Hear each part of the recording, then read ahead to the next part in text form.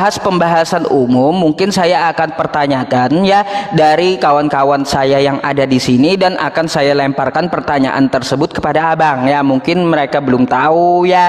Silakan teman-teman di bawah ya untuk menuliskan pertanyaan Anda di YouTube, jangan di TikTok. Kalau di TikTok saya pusing bacanya, nggak kelihatan tulisannya ya. Silakan ke YouTube saya, tulis di situ pertanyaannya biar saya bisa baca dan dapat disampaikan ke Bang Oki gitu ya. Jadi malam ini kita membahas pembahasan yang umum gitu ya, tentang apa saja yang perlu dipertanyakan di Kristen maupun di dalam agama Islam. Ya, saya rasa kalau agama Islam itu pasti mempunyai referensi untuk menjelaskan kalaunya seorang yang ditanyakan terhadap agama Islam ini tapi dia tidak mengetahui, maka pasti kita akan menjawab wallahu a'lam, akan kita pelajari dan nanti materinya itu akan dicarikan referensinya menurut pendapat A, B, C, D, E, F, G, kan banyak gitu, yang mana mayoritas pendapat yang dapat dipakai kan kayak gitu. Itu memang disiplin ilmu di dalam agama Islam, karena agama Islam itu Bang Oki ya, ada sebuah kaidah, dan abang kalaunya membuka sahih hadis Muslim ya, hadis Muslim itu muqaddimahnya kayak gini: al isnad minad din, sanad itu bagian dari agama. Walau lal isnad, apabila dia tidak bersanad, laqala man syaa ma syaa, maka dia akan seenak udelnya ngomong tentang masalah agama ini, dia menafsir sendiri tentang masalah ayat-ayat. Nah, itu nggak diperbolehkan di dalam agama Islam, nggak diperbolehkan seperti itu. Terus di dalam agama Islam itu pun ada tangga untuk berguru gitu, tangga untuk berguru. Saya berguru dengan Kiai Haji Pansuri Rahman atau Kiai Haji Zaini bin Abdul Ghani kan kayak gitu ya, guru sekumpul. Dan guru sekumpul itu ada gurunya lagi sampai terverifikasi kepada Imam Asy-Syafi'i, habis itu ke Imam Malik sampai Rasulullah Shallallahu Alaihi Wasallam. Nah, itu harus berguru dan harus bersanad, ada tangga penyambung dari keilmuan tersebut. Makanya ada sebuah kaidah juga dari ulama kita ya, man laisa lahu syaikh, barang siapa yang tidak berguru, fasyaikhuhu syaiton, maka gurunya adalah setan, kan kayak gitu. Terus kita juga tidak bisa sembarangan Bang Oki di dalam agama Islam itu ya, tentang masalah hadis pun kita tidak bisa menerjemahkan atau berkehendak sesuai hawa nafsu kita. Man kadzdzaba alayya muta'ammidan falyatabawwa maq'adahu minan nar, barang siapa yang berdusta atas namaku, kata Nabi kami ya, maka dia siap-siap mengambil tempat duduknya di neraka. Ancamannya neraka Bang Oki. Kayak gitu. Terus tentang Al-Quran ya, man qala fil Quran kalamihi ya, man qala fil Quran biro'ihi, barang siapa berkata berpendapat tentang Al-Quran sesuai dengan akalnya, apalagi dengan akal-akalan dia, falyatabawa maq'adahu minan nar, maka tempatnya akan di neraka. Al-Quran saja tidak bisa kita tafsir sendiri gitu. Maka dari itu Bang Oki, kalau di dalam agama Islam itu semuanya ya insya Allah lengkap. Makanya tidak heran saya ada keluar ayatnya, Al-Maidah ayat 3, al-yauma akmaltu lakum dinakum wa atmamtu alaikum ni'mati wa raditu lakumul islam madina, pada hari ini telah aku sempurnakan agamamu untukmu dan telah aku cukupkan nikmatku untukmu dan telah aku ridhoi Islam sebagai agamamu. Nah, hal yang ini mungkin saya akan pertanyakan ke dalam pihak kekristenan. Kalau di dalam ukuran agama Islam kan mengenai tentang hadis, kita harus mengetahui perawinya berbackground seperti apa, kehidupan setiap harinya itu seperti apa, terus silsilahnya seperti apa, kan harus diketahui dari perawi hadis tersebut. Nah, maka ada ilmu-ilmu yang perlu ditempuh dalam memahami hadis gitu. Ada ilmu-ilmunya, disiplin ilmunya dalam memahami hadis ya, memahami asbabul wurudnya seperti apa, matannya seperti apa, jenis hadisnya seperti apa. Hal yang sama mungkin akan saya pertanyakan kepada pihak Kristen, standar apa dari pihak Kristen sehingga pihak Kristen bisa mengimani kitab-kitab yang ditulis Yohanes, ditulis Paulus, ditulis Markus, ditulis Lukas. Mungkin seperti itu, Anda bisa langsung jawab setelah ini Bang Oki. Silakan langsung pertanyaan juga. Oke ya, thank you.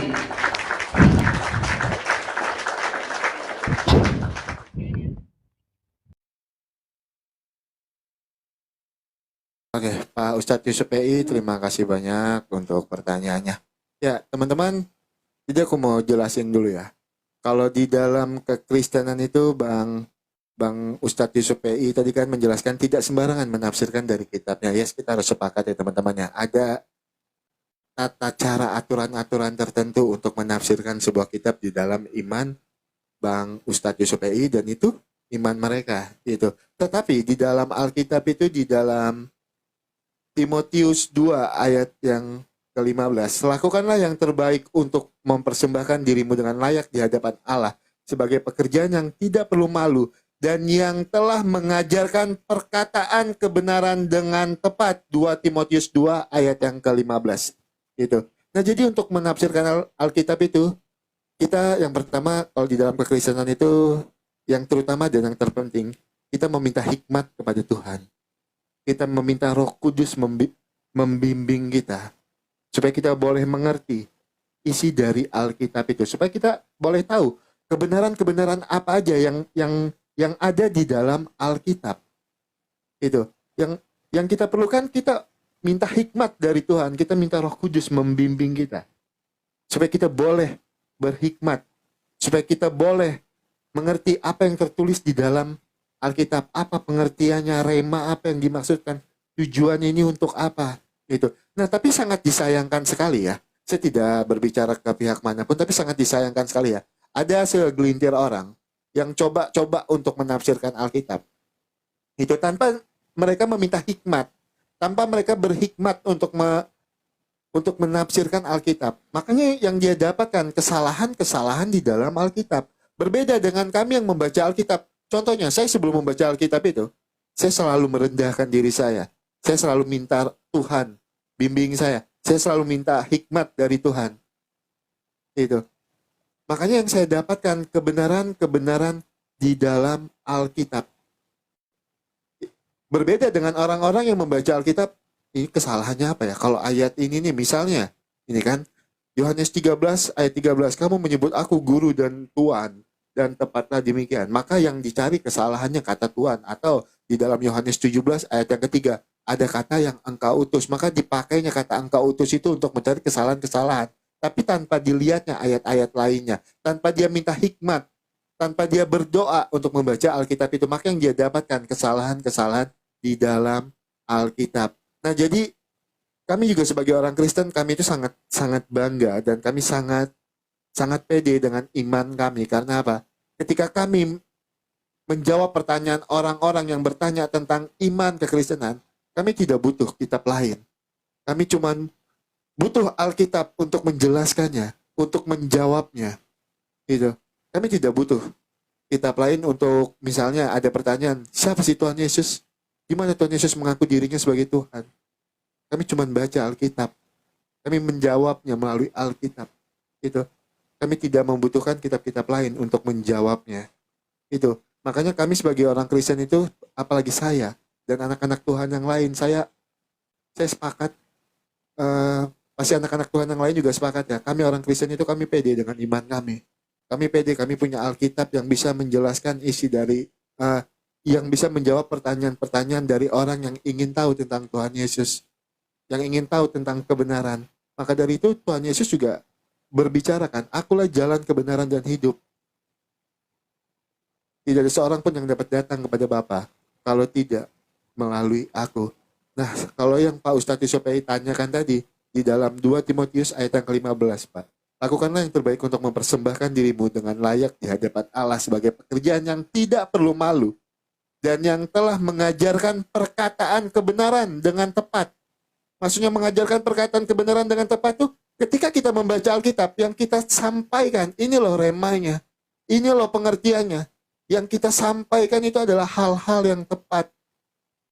Misalnya, di mana Tuhan Yesus mengaku dirinya sebagai Tuhan? Yohanes 13 ayat yang ke-13. Itu kita kasih tahu, ini loh arti ayat ini seperti ini.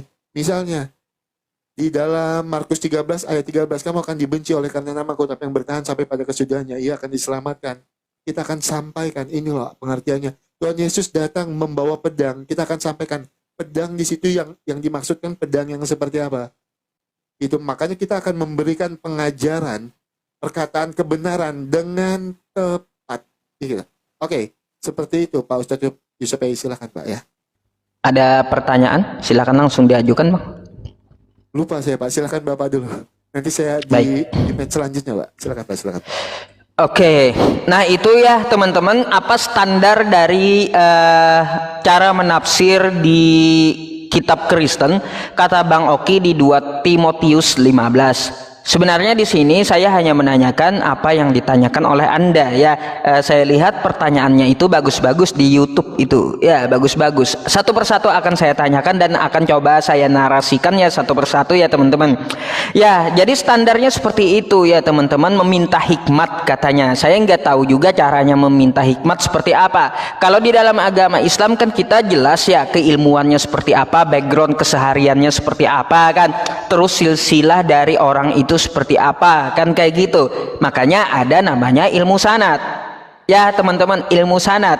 Nah, di sanad itu nanti akan dicek juga setiap rawinya, bagaimana kehidupannya setiap hari, dia ini anak siapa, terus dia ini berguru kepada siapa, terus dalam kesehariannya apakah dia pernah berbohong. Maka kalau dalam kesehariannya dia pernah berbohong, bisa menurunkan derajat hadis tersebut. Ya, itu standar dari agama Islam.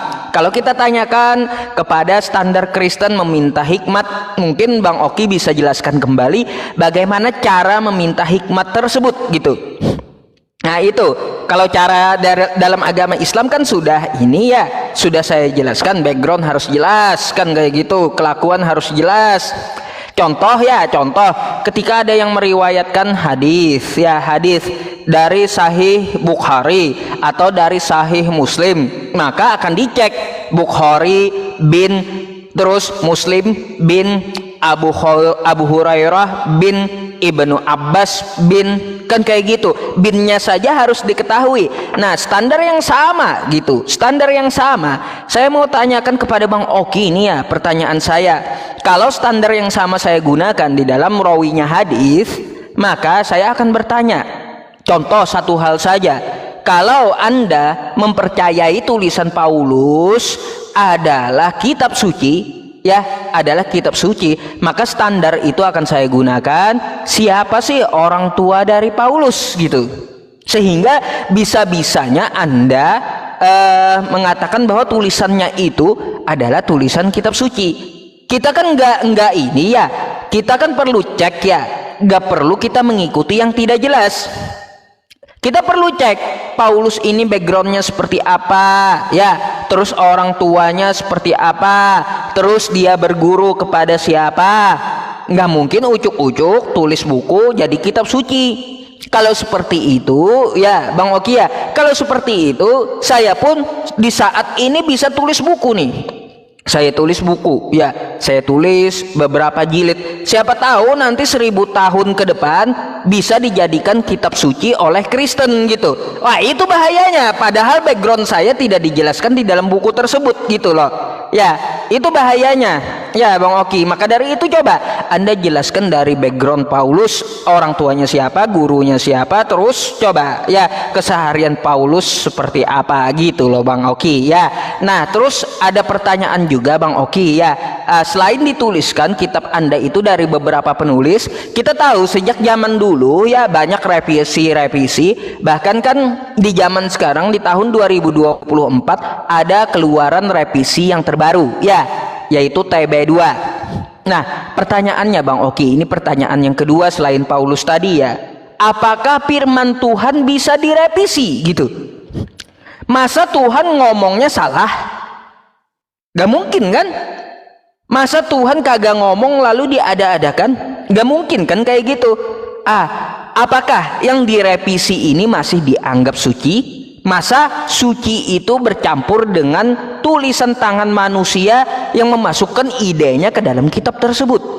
Jadi standar suci di dalam Kristen itu bikin saya heran, bikin saya bingung gitu. Masa kitab suci direvisi? Masa Tuhan bisa salah ngomong gitu? Nah, itu yang perlu Bang Oki jelaskan kepada kami. Gimana caranya? Seperti itu. Kalau Al-Quran kami ya menurut standar Al-Quran kami ada stempelnya, wa tammat kalimatu rabbika sidqan wa adla la mubaddila li kalimatihi wa huwas samiul alim. Telah sempurnalah kalimat Tuhanmu dan adil, tidak akan ada yang dapat mengubahnya. terbukti Al-Quran sampai sekarang tidak dapat diubah. Satu huruf saja salah cetak ribut muslim seluruh dunia. Jadi seperti itu. Coba Anda jelaskan dan jawab dua pertanyaan saya. Terima kasih. Teman-teman, nanti kalau ada target mawar tolong dipenuhi ya teman-teman ya, biar kita bisa mencapai target. Thank you Bang Oki, silakan. Oke, Pak Ustadz Yusuf PI. Oke, karena Pak Ustadz Yusuf PI menggunakan standar itu untuk mempertanyakan kitab kami, jadi saya juga nanti akan menggunakan standar itu juga untuk mempertanyakan kitab dari Pak Ustadz Yusuf PI ya. Itu. Tapi saya mohon tidak ada saling menjatuhkan, saling apa? Karena ini kan diskusi ya, diskusi yang sehat, diskusi yang beradab, diskusi yang elegan gitu. Kita bicara pakai data. Oke, yang pertama saya mau jawab dulu ya Pak ya. Pertanyaan Bapak tadi yang pertama, gimana caranya berdoa supaya dapat hikmat? Gimana caranya dapat hikmat itu ya? Ya, caranya itu ketika kita ingin dapat hikmat dari Tuhan, supaya kita mendapatkan kebenaran-kebenaran di dalam Alkitab itu Pak. Yang pertama kita berdoa dengan sungguh-sungguh, dan yang kedua kita hidup takut akan Tuhan. Ketika kita hidup takut akan Tuhan dan kita berdoa sungguh-sungguh, maka yang kita dapat Pak, kebenaran-kebenaran di dalam Alkitab, maka yang kita dapatkan hikmat. Kita boleh mengerti isi dari Alkitab. Kita boleh mengerti apa yang tertulis di dalam Alkitab, apa yang disampaikan di dalam Alkitab Pak. Nah itu yang pertama yang saya mau jelaskan. Yang kedua saya mau jelaskan sedikit ya, masalah latar belakang yang Bapak tanyakan tadi, latar belakang kehidupan Rasul Paulus. Paulus itu lahir di Tarsus, tanah Kilika, dibesarkan di Yerusalem, ia dididik oleh pemimpin Gamaliel. Itu. Pada masa mudanya Paulus hidup sebagai seorang Farisi mazhab yang paling keras dalam agama Yahudi. Lalu dia ditangkap oleh Tuhan Yesus. Paulus mengalami pertobatan melalui pengalaman jalan menuju Damaskus.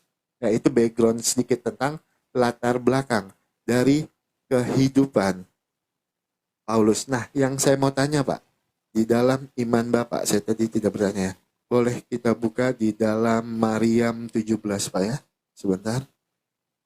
Saya bukakan ayatnya Pak, Maryam 17. Oke, saya bacakan terjemahannya karena saya tidak bisa bahasa Arabnya, saya mohon izin. Dia, dalam kurung Maryam, memasang tabir dalam kurung yang melindunginya dari mereka, lalu mengutus roh kami dalam kurung Jibril kepadanya. Kemudian dia menampakkan diri di hadapannya dalam bentuk manusia yang sempurna. Saya cuma minta tolong dijelaskan ayat ini, dan itu yang pertama. Dan yang kedua Pak, pertanyaan saya, kenapa di situ ada malaikat Jibril? Yang saya tahu juga di dalam Arabnya itu tidak ada malaikat Jibril Pak ya. Tapi di dalam terjemahannya ada tambahan itu dalam kurung malaikat Jibril ya. Kalau tidak salah di dalam Arabnya tidak tertulis malaikat Jibril ya. Mungkin Bapak yang lebih paham isi dari Al-Quran ya. Yang saya tanya cuma itu, saya minta dijelaskan tentang Maryam 17. Dan yang kedua, kenapa malaikat Jibril itu bisa ada di dalam kurung itu tambahannya. Nah itu yang pertanyaan saya. Nah, berbicara tentang kitab suci Pak, Alkitab kami itu ditulis 40 orang yang tidak saling ketemu satu dengan yang lainnya, tapi ditulis tuh menyambung, luar biasa. Itulah mujizat Tuhan Yesus, itulah luar biasanya Alkitab kami. Dan Alkitab kami punya lebih dari 60.000 manuskrip, walaupun saya tidak menguasai tentang manuskrip, tapi yang saya tahu Alkitab kami punya lebih dari 60.000 manuskrip yang masih terjaga dengan baik sampai detik ini. Itu yang saya tanya sama Bapak. Dari mana Bapak bisa membuktikan? Atau melalui saksi siapa yang melihat ketika Nabi Muhammad itu menerima Al-Quran, Pak? Itu yang saya tanyakan. Karena Bapak menggunakan standar itu ya. Bapak menggunakan standar itu untuk kitab suci kami. Dan saya cuma bertanya sama Bapak, saksinya Pak, sebutkan ketika Nabi Muhammad menerima wahyu dari malaikat Jibril. Saya minta datanya, Bapak sebutkan datanya, siapa yang menjadi saksinya secara langsung Pak ya. Ketika yang secara langsung Pak ya, secara langsung ketika Nabi Muhammad menerima wahyu dari malaikat Jibril. Saya bertanya ini karena Bapak menggunakan standar itu bertanya tentang kitab suci saya, dan saya akan menggunakan standar ini juga bertanya tentang kitab suci Bapak. Ya Pak ya, tolong Bapak jelaskan menggunakan data. Saya rasa itu dulu pertanyaan saya, silahkan Bapak jawab. Baik, baik. Waalaikumsalam warahmatullahi wabarakatuh. Yang ini, yang di YouTube ya, yang baru hadir tuh. Ntar tunggu ya, waktunya belum nongol. Oke.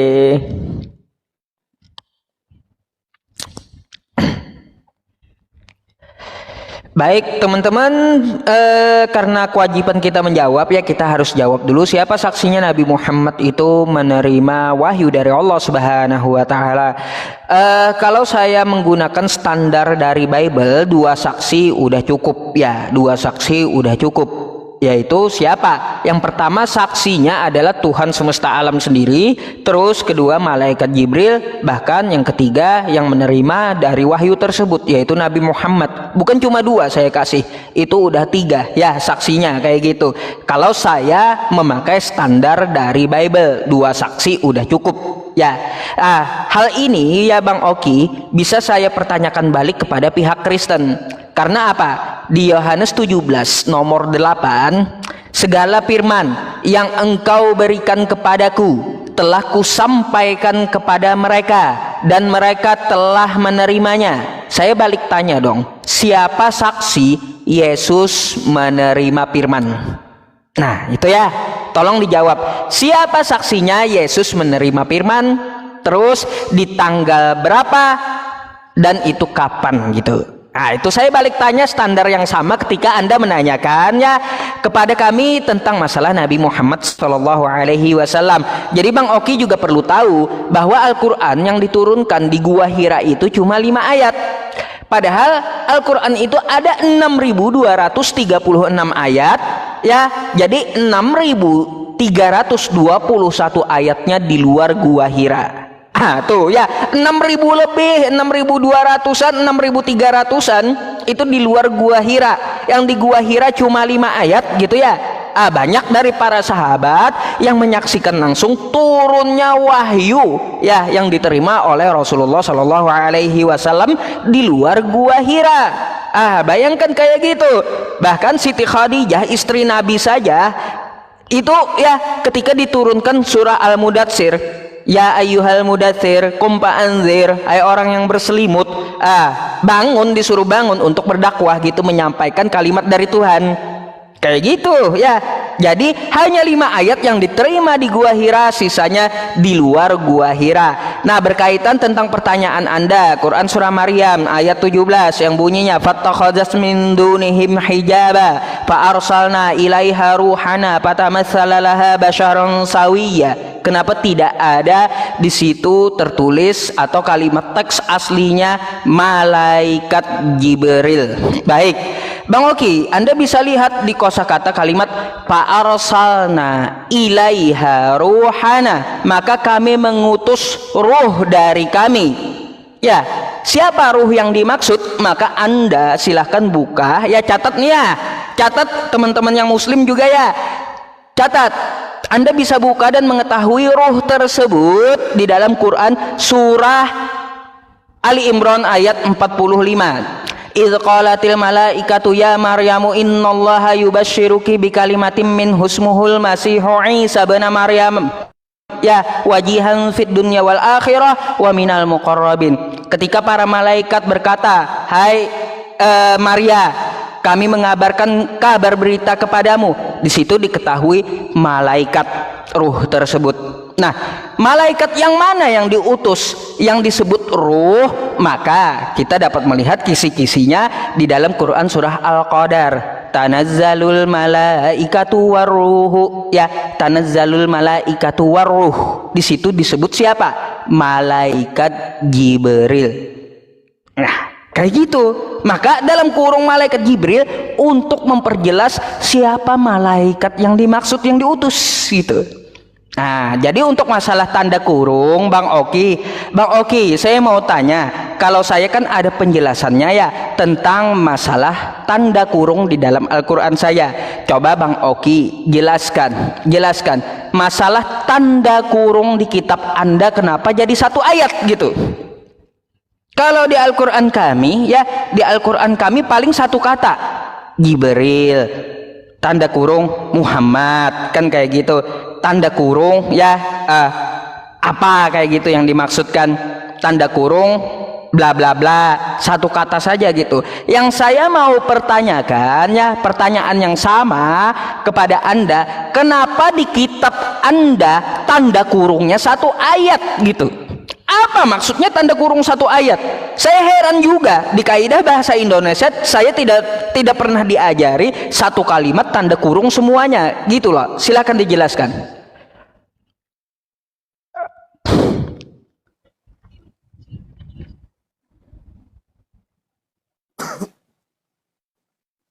Oke, Pak Ustadz Yusuf PI, terima kasih untuk pertanyaannya. Saya ingin menanggapi sedikit. Ketika saya bertanya tadi, nanti tolong Pak Ustadz tanggapi lagi ya. Kenapa Tuhan alam semesta kok bisa menjadi saksi tentang turunnya wahyu kepada Nabi Muhammad? Itu. Wahyu itu kan datangnya dari Allah melalui Nabi Muhammad, betul ya Pak ya? Seperti itu ya. Kenapa Tuhan alam semesta Bapak jadikan saksi, Tuhan alam semesta Bapak jadikan saksi ketika Nabi Muhammad menerima wahyu dari malaikat Jibril. Nah, itu yang pertama. Dan yang kedua, Bapak tadi bilang ya, kalau Alkitab itu kan kitab suci. Kenapa kitab suci itu sering direvisi? Saya minta datanya sama Bapak.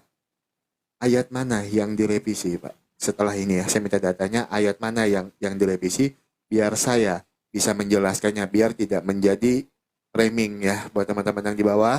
Biar saya jelaskan ayat mana sih yang direvisi dan tujuannya apa. Misalnya ada pergantian kata gitu ya, biar bisa saya jelaskan. Nah, ketika Bapak tadi bertanya, siapa yang menjadi saksi ketika firman itu turun? Itu, Pak, di dalam Yohanes 1 ayat 14, Pak. Sebentar ya, saya bukakan datanya ya. Saya bukakan datanya. Yohanes 1 ayat yang ke-14. Firman itu telah menjadi manusia dan diam di antara kita, dan kita telah melihat kemuliaannya, yaitu kemuliaan yang diberikan kepadanya sebagai anak tunggal Bapa, penuh kasih karunia dan kebenaran. Firman itu, Pak, adalah Tuhan Yesus. Firman yang menjadi manusia. Siapa saksinya, Pak? Murid-murid yang bertemu Tuhan Yesus yang menulis tentang Alkitab. Yang menulis Alkitab. Itu. Karena apa, Pak? Sang firman itu adalah Tuhan Yesus. Firman yang menjadi manusia. Yohanes 1 ayat 14. Firman itu telah menjadi manusia dan diam di antara kita. Itu, Pak ya. Nah, itu pertanyaan Bapak, dan terus Bapak bertanya lagi, kenapa ada tanda kurung di dalam Alkitab? Sebenarnya tanda kurung di dalam Alkitab itu, Pak, untuk menambahkan informasi tambahan yang menjelaskan makna ayat. Itu. Tapi bukan berarti Alkitab itu palsu. Itu menambahkan informasi aja, Pak. Informasi tambahan yang menjelaskan tentang makna ayat. Maka adanya dalam kurung. Ya, Pak ya. Nah, setelah ini saya minta datanya sama Bapak. Ayat mana yang direvisi di dalam Alkitab? Itu. Ayat mana, bisa tunjukkan nama saya. Ayat mana yang direvisi di dalam Alkitab. Nah, saya juga mau bertanya sama Bapak. Tadi Bapak sempat bilang ya, namanya kitab suci itu harusnya tidak ada yang dihapus. Betul ya? Bapak berbicara seperti itu. Saya mau tanya, Pak ya, di dalam Quran 2, QS 2, ayat 106. Saya bukakan datanya. Al-Baqarah 2, ayat 106. Ayat yang kami nasak dalam kurung batalkan, atau kami jadikan dalam kurung manusia, lupa padanya, pasti kami ganti dengan yang lebih baik, yang sebanding dengannya. Apakah engkau tidak mengetahui bahwa Allah Maha Kuasa atas segala sesuatu? Saya minta tolong jelaskan ini, Pak. Kalau memang tadi Bapak membawa narasi Bapak, Alkitab itu apakah kitab suci kok direvisi terus? Nah, saya mau bertanya, tolong Bapak jelaskan Al-Baqarah 106, ayat yang kami nasak dalam kurung batalkan, atau kami jadikan dalam kurung manusia, lupa padanya, pasti kami ganti dengan yang lebih baik atau yang sebanding dengannya. Apakah engkau tidak mengetahui bahwa Allah Maha Kuasa atas segala sesuatu? Nah, itu yang pertama, Pak. Dan yang kedua, Pak, di dalam Quran 22 ayat yang ke-52, Pak. Quran 22 ayat yang ke-52, surat Al-Hajj ayat yang ke-52, Pak ya. Saya minta izin bacakan. Kami tidak mengutus seorang rasul dan tidak pula seorang nabi sebelum engkau dalam kurung Nabi Muhammad, kecuali apabila dia mempunyai suatu keinginan. Setan pun memasukkan godaan-godaan ke dalam keinginannya itu. Lalu Allah menghapus apa yang dimasukkan setan itu. Kemudian Allah menetapkan ayat-ayat dalam kurung dalam hati orang-orang beriman. Allah Maha mengetahui lagi Maha bijaksana. Silakan Bapak jelaskan dua ayat ini di dalam Quran 2 ayat 106, terus di dalam Quran 22 ayat yang ke-52. Silakan, Pak. Baik, satu-satu dulu kita jawab ya teman-teman. Kalau kita jawab semua dari pertanyaan Bang Oki nggak cukup waktunya, nanti saya jelasin gitu. Saya harap satu atau dua pertanyaan aja, jangan 3 sampai 4 sampai 5 gitu ya. Pusing ntar saya jawab ya. Ya kayak gini, saya akan jawab dulu Al-Baqarah ayat 106 ya. Manansah min ayatin aw nunsiha na'ti bi khairim minha aw mithliha ya. Ayat yang kami buat lupa ya akan kami gantikan dengan ayat yang lebih baik atau semisalnya ya. Jadi itu bukan merevisi, bukan, tapi hukum yang digunakan tetap ya, hanya saja hukumnya diganti dengan lebih baik atau semisalnya. Contoh tentang masalah ayat rajam zina. Zina dirajam sampai mati ya. Lalu adakah dari ayat tersebut diterakan di dalam Al-Quran? Tidak ada, katanya hilang ya, dilupakan, lalu diganti Allah dengan hukum yang sama, hukum deras 100 kali terhadap zina. Di mana ayat? Quran surah An-Nur ayat 2. Nah kayak gitu. Jadi itu bukan merevisi, tapi menetapkan hukum, dan hukumnya lebih baik atau semisal hukum tersebut tetap digunakan gitu. Jadi ayatnya tetap ada, tapi hukumnya diganti dengan yang lebih baik.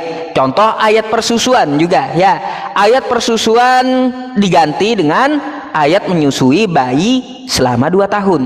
Jadi hukum menyusui anak itu tetap ada agar menjadi muhrim. Kayak gitu Bang Oki. Lalu diganti lagi ya, diganti lagi, bukan direvisi dengan hukum persusuan. Hukum persusuannya tetap ada, tapi diganti untuk anak-anak sampai umur 2 tahun, dibatasi. Jadi tetap ada hukumnya, bukan revisi itu, nasakh wal mansukh itu ya.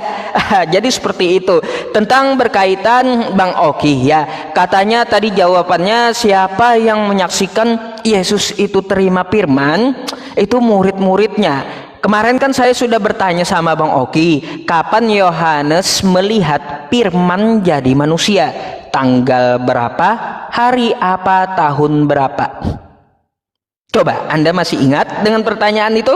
Kalau Yohanes melihat firman berubah menjadi manusia, kapan Yohanes tersebut melihat ya? Tanggal berapa? Hari apa? Dan tahun berapa? Kalau Nabi Muhammad jelas ya, tanggalnya 17 Ramadan ya, tahun 610 Masehi. Itulah hari nuzulul Quran.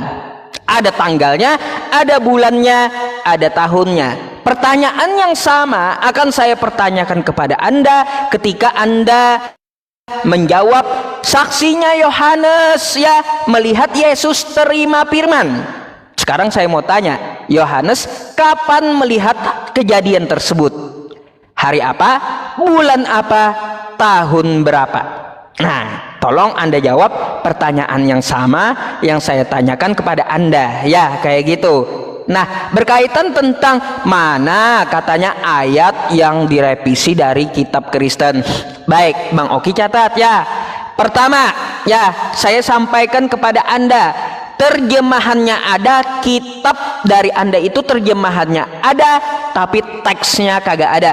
Contoh ya, contoh Markus 16 dari ayat 9 sampai 20. Teksnya nggak ada, tiba-tiba LAI ada terjemahannya. Itu yang pertama. Coba kalau Anda mau bantah, tampilkan datanya sama saya. Mana manuskrip Markus 16 dari 9 sampai 20. Terus satu lagi, Yohanes 1 sampai 11. Manuskripnya nggak ada, tiba-tiba terjemahan di LAI ada.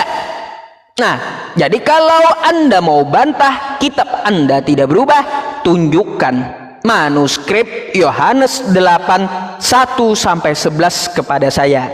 Nah, coba tolong Anda jawab pertanyaan saya tentang masalah itu ya. Berkaitan tentang pertanyaan Anda tadi belum saya buka ya. Tadi Quran surah Al-Hajj ayat berapa tadi? Saya nanti akan cari ya. Dan mungkin bisa Anda sampaikan kembali ayat berapa tadi, saya lupa yang Anda pertanyakan ya. Nanti di sesi berikutnya. Jadi tolong ya, kapan Yohanes melihat firman telah menjadi manusia, hari apa, tahun berapa, dan di mana?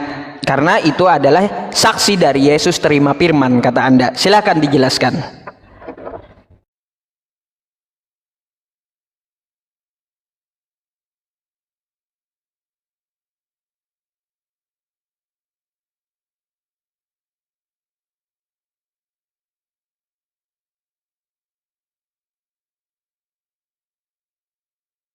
Bang, suaranya belum ada. Ya, yang Bapak bawakan Markus 16 ayat 9 sampai 20, manuskrip aslinya mana?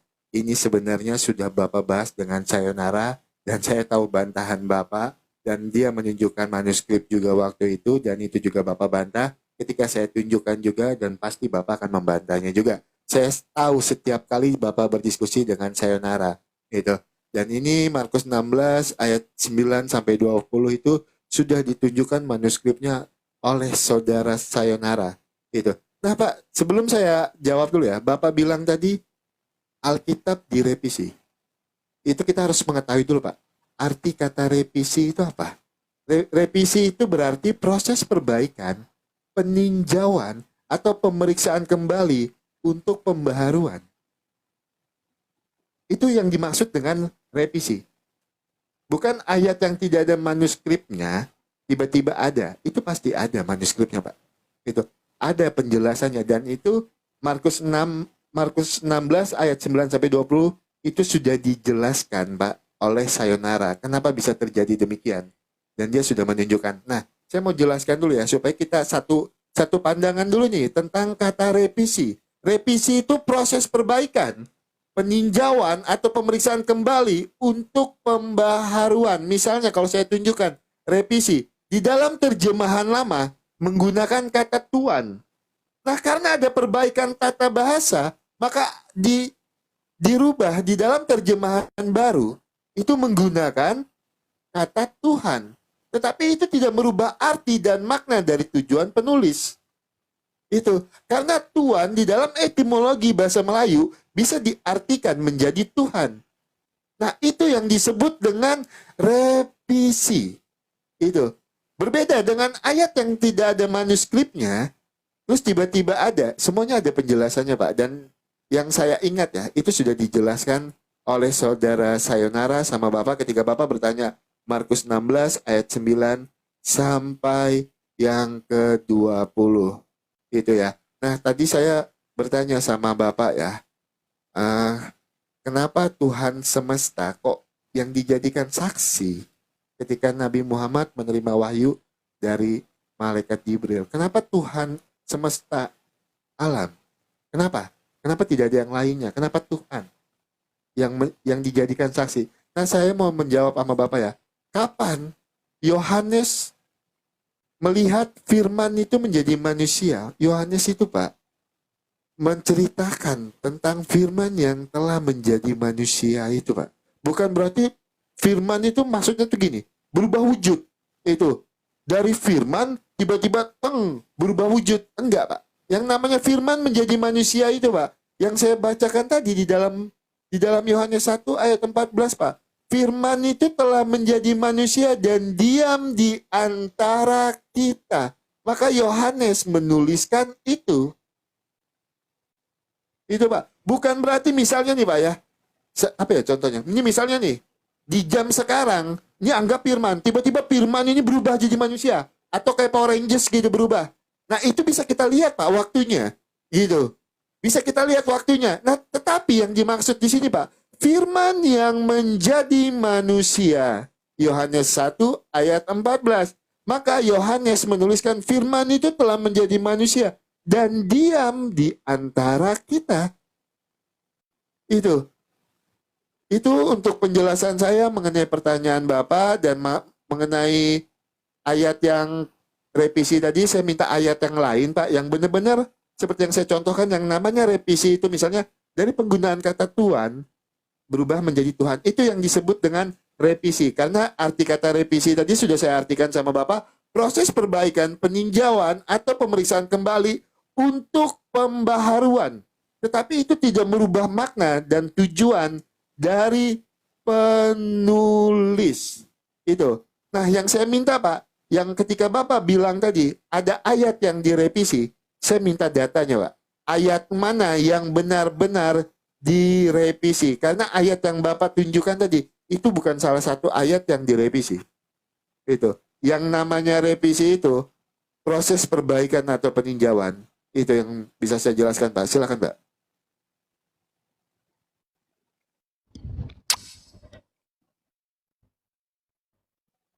Oke, tunggu ya teman-teman. Sebentar ya teman-teman. Baik, saya akan berikan dulu tanggapan dan jawaban tentang masalah kenapa harus Tuhan yang dijadikan saksi dalam penerimaan wahyu. Ya kalau kita lihat sebelum Nabi Muhammad SAW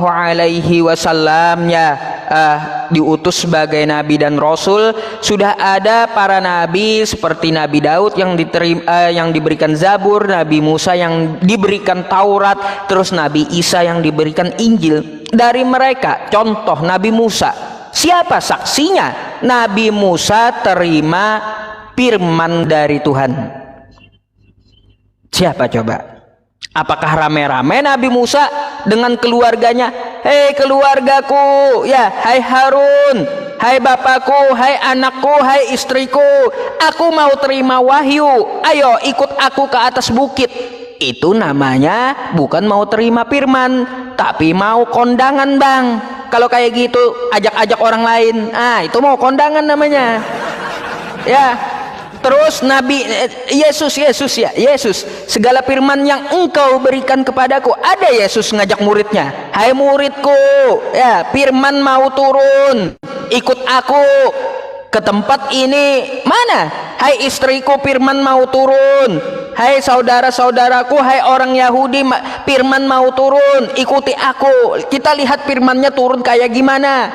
Itu bukan mau terima firman, bukan terima wahyu itu, tapi mau kondangan Bang. Ya kayak gitu. Begitu pula Rasulullah Shallallahu Alaihi Wasallam. Hal yang sama terjadi pada Rasul kami. Ya selain pada Yesus, juga kepada Nabi Musa terjadi juga dengan Rasul kami. Ya, jadi Rasul kami nggak perlu ngajak-ngajak istrinya, terus ngajak-ngajak orang lain buat terima firman, nggak perlu. Kalau dia ngajak itu namanya kondangan gitu ya Bang. Nah, dah jawaban saya. Itu artinya ya kenapa harus dijadikan saksi Allah Subhanahu wa taala, malaikat Jibril, karena standar yang saya gunakan 2 saksi udah cukup di kitab Bible Anda sendiri. Terus Bang, ya tadi berkaitan tentang masalah Yohanes, ya. Yohanes kata Anda dia itu menuliskan kesaksian.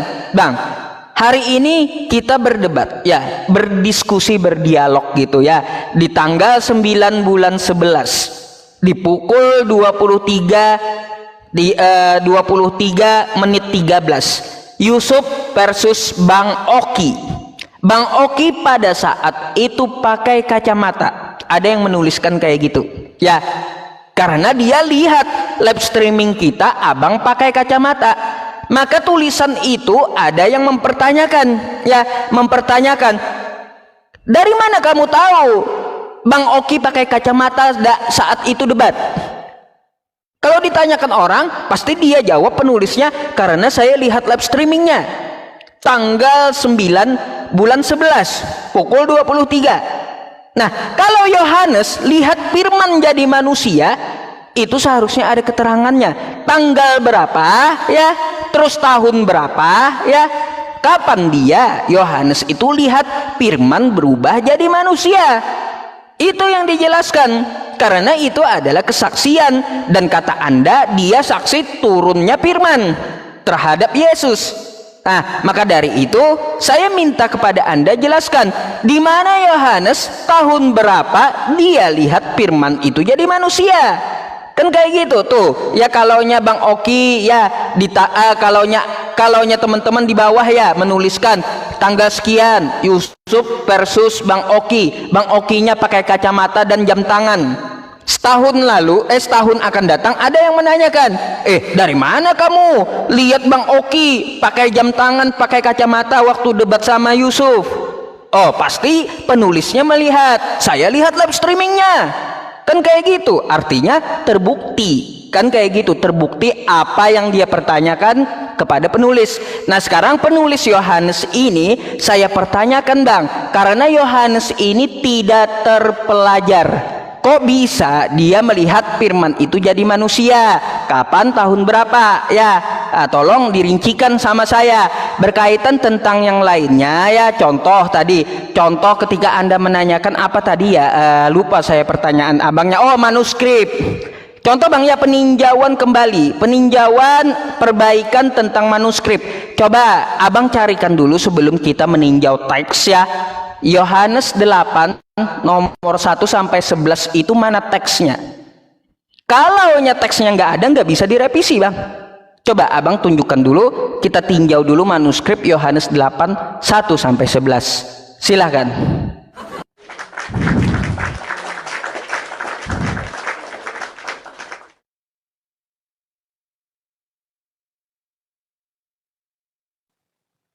Ya, terima kasih Pak Ustadz TCPI. Pak Ustadz bertanya, tolong tunjukkan manuskripnya. Itu saya sudah jelaskan tadi ya, itu sudah Bapak diskusikan Pak. Saya tidak akan mengulang hal yang sudah Bapak diskusikan, dan jawaban juga saya sama dengan pendeta Sayonara Pak ya. Saya tidak akan mengulang itu. Karena ketika saya jawab, Bapak juga akan membantah seperti itu akan buang-buang waktu saya untuk membahas hal yang sudah dibahas. Pak, saya mau garis bawahi dulu ya. Bapak tadi bilang, kapan Yohanes melihat menjadi saksi turunnya firman terhadap Yesus? Itulah kesalahan dari cara berpikir. Saya jelaskan Pak ya. Firman yang menjadi manusia, bukan firman itu turun sama Tuhan Yesus. Bukan di dalam iman Bapak. Ketika Nabi Muhammad menerima wahyu dari malaikat Jibril. Berbeda Pak. Berbeda konteksnya Pak. Itu di dalam iman Bapak. Ketika Nabi Muhammad menerima wahyu dari malaikat Jibril. Tapi Tuhan Yesus adalah firman itu sendiri yang menjadi manusia. Yohanes 1 ayat 14. Firman itu telah menjadi manusia dan diam di antara kita. Itu bukan turunnya firman terhadap Tuhan Yesus. Kalau turunnya firman terhadap Tuhan Yesus, itu sudah berbeda konteks Pak. Itu berarti ada pribadi yang menerima firman. Firman itu dari pribadi lain, dan ada pribadi yang menerimanya. Maka firman itu turun. Nah, tapi kalau di dalam konteks iman kekristenan, Pak, sang firman itu telah menjadi manusia.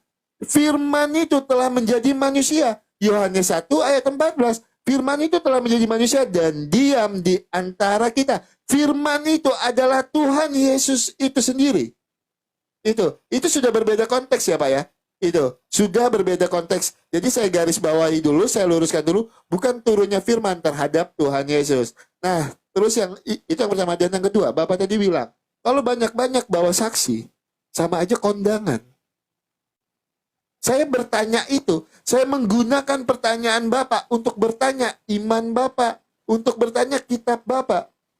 Ketika Bapak menjawabnya seperti itu, kenapa Bapak bertanya terhadap kitab saya? Siapa nama bapaknya Paulus? Siapa nama orang tuanya Paulus? Kenapa harus banyak-banyak orang? Saya bertanya tentang kitab Bapak ketika Bapak bertanya terhadap kitab saya. Dan saya jelaskan tadi tentang Paulus, latar belakang Paulus, background Paulus, saya jelaskan, Pak. Nah, ketika saya tanya sama iman Bapak, Bapak langsung jawabnya seperti itu. Ngapain harus banyak-banyak saksi? Itu sama aja kondangan. Ya udah, Pak, saya akan jawab seperti itu. Ngapain tanya saksi? Itu sama aja kondangan. Saya cuma mengikuti pertanyaan Bapak. Gitu. Bapak bertanya tentang iman Kristen, tentang latar belakang Tuhan Yesus, supaya kitab suci ini bisa dibilang kitab suci yang asli, kita harus lihat latar belakangnya. Maka saya tanyakan itu sama iman Bapak tadi. Itu siapa Pak saksinya ketika Nabi Muhammad menerima wahyu? Itu.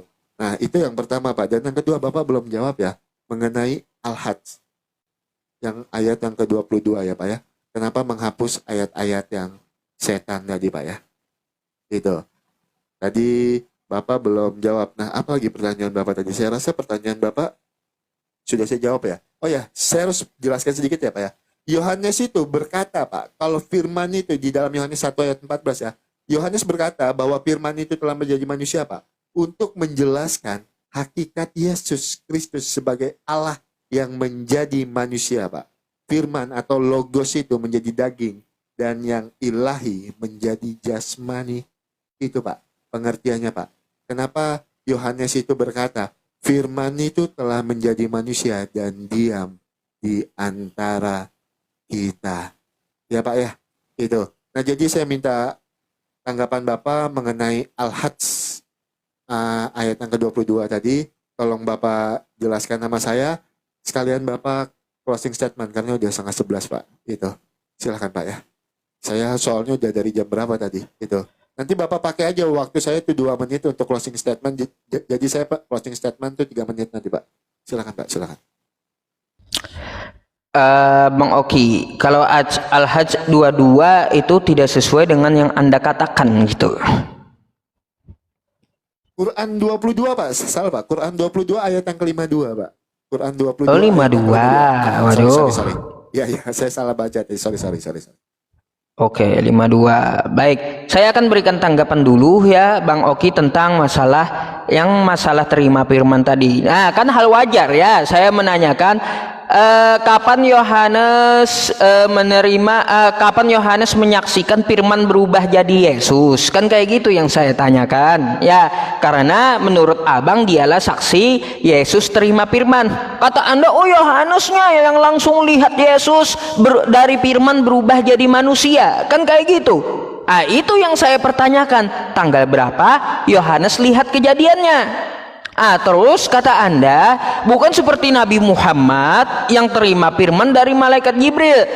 Bang, coba kita buka ya di Yohanes 17 nomor 8 yang saya bacakan kepada Abang. Segala firman yang engkau berikan kepadaku. Ya, segala firman yang engkau berikan kepadaku. Yesus terima firman di situ, Bang. Ya, bukan berarti Yesus itu firman itu sendiri, bukan.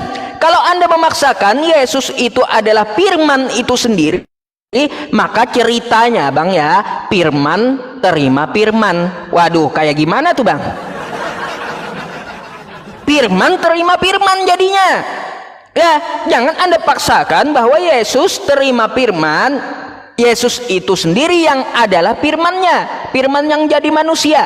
Baik, saya ikuti Anda. Masuk akalkah kalau firman terima firman? Firman dari mana lagi yang diterima oleh firman? Wah, kan pusing jadinya kayak gitu, Bang. Ya, nggak mungkin firman terima firman, masa manusia terima manusia, kan kocak jadinya.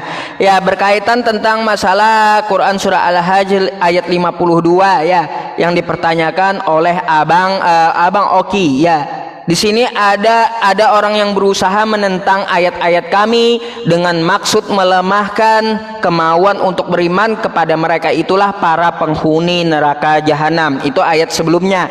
Kami tidak mengutus seorang rasul pun dan tidak pula seorang nabi sebelum engkau Muhammad, kecuali apabila dia mempunyai suatu keinginan, setan pun memasukkan godaan ke dalam keinginannya. Artinya ada rayuan dari setan terhadap orang yang menentang Nabi Muhammad SAW dalam dakwahnya, Bang. Ya, kayak gitu, yaitu orang yang ingin memadamkan cahaya Allah, ya, ingin berusaha menentang ayat-ayat Al-Quran yang dibawakan oleh Nabi Muhammad. Itu maksudnya, dimasukkan ya kepada orang menentang ayat-ayat Al-Quran, yaitu godaan syaitan terhadap dirinya. Nah, kayak gitu bang yang dimaksud. Lalu Allah menghapus apa yang dimasukkan setan itu, kemudian memantapkannya dengan ayat-ayat dalam hati orang beriman. Artinya ketika ayat dari godaan setan tersebut ya disampaikan kepada orang beriman, contoh kepada saya, oh tuh di Maryam 71 ya orang Islam katanya masuk neraka, nggak mempan sama saya karena saya paham.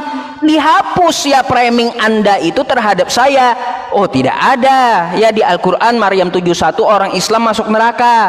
Dihapus Allah dari pemahaman saya Islam masuk neraka, lalu diberikan pemahaman kebenaran sebenarnya seperti apa. Oh ternyata di ayat 72-nya yang dimasukkan ke neraka adalah orang yang zalim, bukan umat Islam. Makanya godaan setan gak mempan dengan saya karena ada iman di dalam hati saya dan saya tidak menentang Al-Quran.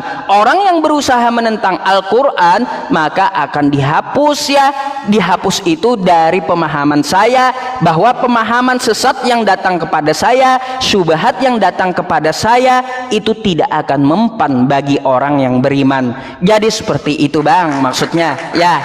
Nah terus ya bang, hal yang sama ya sebenarnya saya mau menerapkan kepada kitab Anda ya tentang masalah manuskrip belum dijawab. Yohanes 8 1 sampai 11 itu tidak ada manuskripnya bang ya, maka kita tinjau dulu ya, tinjau dulu manuskripnya. Nah contoh perbaikan yang ada ya di manuskrip Anda dalam bahasa Yunaninya Matius 19 nomor 29.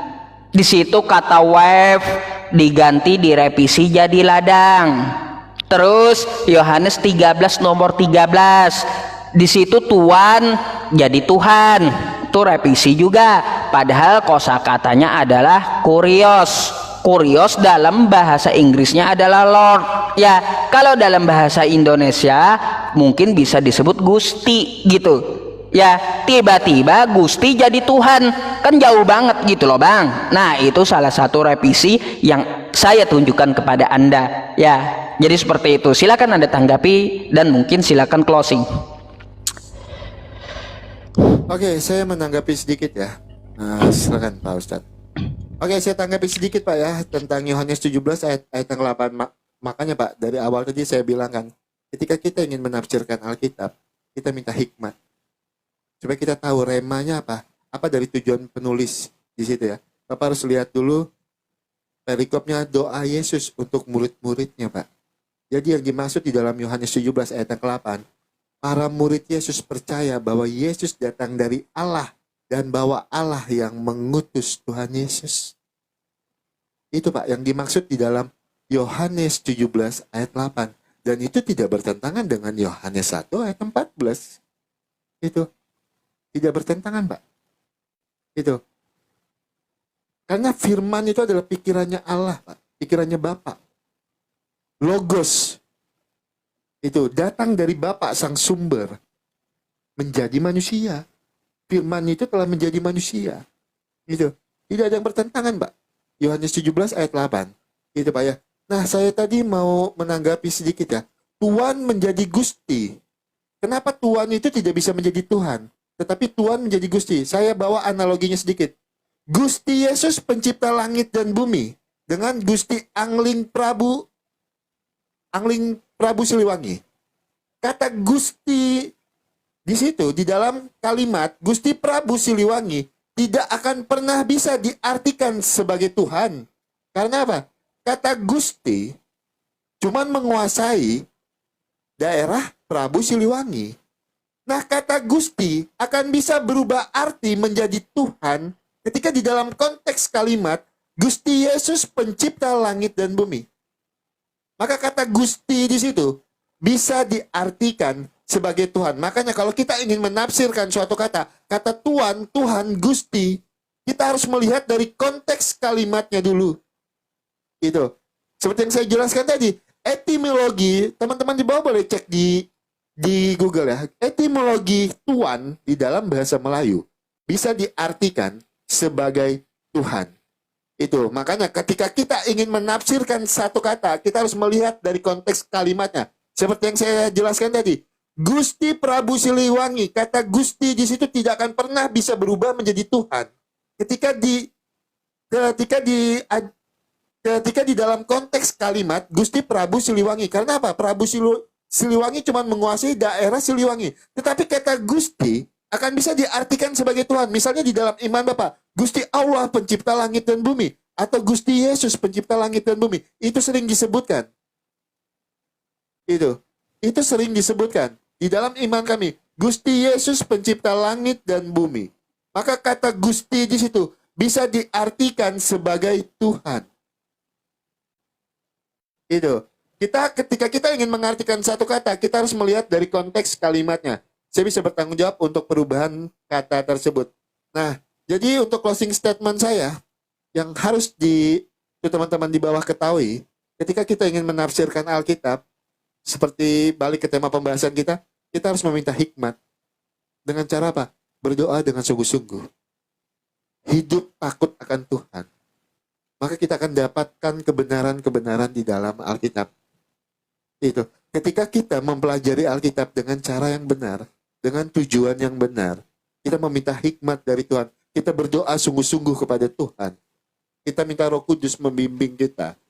Maka yang akan kita dapatkan kebenaran-kebenaran di dalam Alkitab. Berbeda dengan orang yang membaca Alkitab, yang dicari cuman kesalahan-kesalahan di dalam Alkitab. Maka yang dia dapat kesalahan-kesalahan di dalam Alkitab. Dia tidak akan pernah mendapatkan kebenaran di dalam Alkitab. Gitu. Karena apa? Dia tidak meminta Roh Kudus, dia tidak berhikmat, dia tidak berdoa, dia tidak minta bimbingan Roh Kudus. Maka yang dia dapatkan kesalahan-kesalahan di dalam Alkitab. Ya teman-teman ya. Nah, saya mau tanggapi lagi tadi ya, terakhir ya. Sekalian saya closing statement aja. Yang Pak Ustadz Yusuf PI bilang ya. Ya jadi Pak, Yohanes 1 ayat 14 itu firman yang menjadi manusia. Kenapa saya membantah kata Bapak? Karena Bapak tadi bilang turunnya firman terhadap Yesus. Kalau turunnya firman, Pak, terhadap Yesus berarti Tuhan Yesus ini menerima firman. Itu. Tetapi Tuhan Yesus ini adalah sang firman logos yang menjadi manusia. Yohanes 1 ayat 14. Itu yang bisa saya sampaikan. Terima kasih banyak untuk diskusinya. Kalau ada kata-kata saya yang salah, saya mohon maaf. Mungkin besok atau lusa kita bisa berdiskusi lagi, Pak. Baik. Oke, Pak Ustadz Yusuf, terima kasih banyak ya, Pak ya, untuk diskusinya. Selamat malam ya, Pak ya. Selamat Kalau ada kata-kata malam. yang menyinggung, saya mohon maaf. Baik, sama-sama. Oke. Ya, teman-teman, jadi begitu ya, teman-teman ya. Ketika saya salut ketika berdiskusi dengan Ustadz Yusuf itu, saya salut ya. Beliau itu orangnya sopan, santun, tidak framing. Berbeda dengan yang satunya tadi ya. Itu. Nah, saya tegaskan ya, teman-teman ya. Jadi Tuhan Yesus itu bukan menerima firman. Tidak. Tapi Tuhan Yesus itu adalah firman itu sendiri. Firman yang menjadi manusia. Ya teman-teman ya. Itu. Oke teman-teman semua. Karena udah jam 10:30, terima kasih banyak. Udah support, udah tap-tap layar, udah kirim-kirim gift. Terima kasih banyak. Terakhir saya mau bilang, tetap menjadi saksi Tuhan di dalam kehidupan kita. Tetap bersaksi untuk kebaikan Tuhan di dalam kehidupan kita. Biarin aja orang menghujat iman kekristenan, tidak masalah. Karena apa? Mereka tidak punya damai sejahtera di dalam kehidupan mereka. Bahkan ajaran agamanya sendiri ditentang. Karena apa? Di dalam ajaran agamanya tidak diperbolehkan menghujat agama lain. Saya bisa tunjukkan datanya. Tidak diperbolehkan menghujat sesembahan lain. Itu. Kan saya bilang mereka ini oknum-oknum yang tidak mempelajari agama, tapi sok-sokan mengerti agama. Itu. Makanya cuma jadi Bani Taiping. Itu. Oke teman-teman, terima kasih banyak ya. Terima kasih banyak buat supportnya, tap-tap layarnya, share-nya. Terima kasih banyak. Tuhan Yesus memberkati kita semua. Shalom, selamat malam.